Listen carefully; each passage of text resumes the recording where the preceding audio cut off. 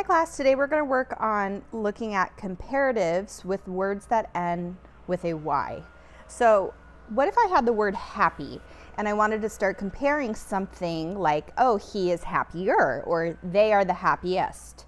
Well, we can't just spell it like this, because what would happen if I wanted to add ER or EST to the word? It would look a little weird if I just said they are happier. It looks odd. Or if I said that they are the happiest. We can't just have this Y here. It has to change. So when we're doing comparatives that end with a Y, if it's an adjective, we have to take out the Y and replace it with an I. So when I rewrite the word, I would say, oh, they are happier, or they are the happiest with an I.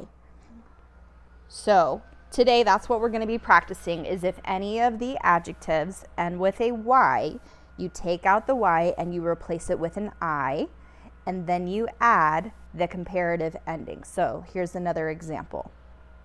Let's say I had the word messy, and I'm saying, oh, that room is messy, but the other room, sorry, my dog's barking, the other word would be like, oh, they are messier.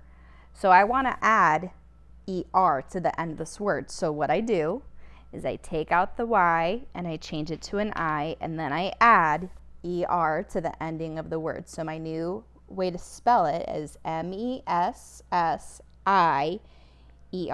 the messier room. Or if I said they are the messiest, MESSIEST, the messiest. Okay?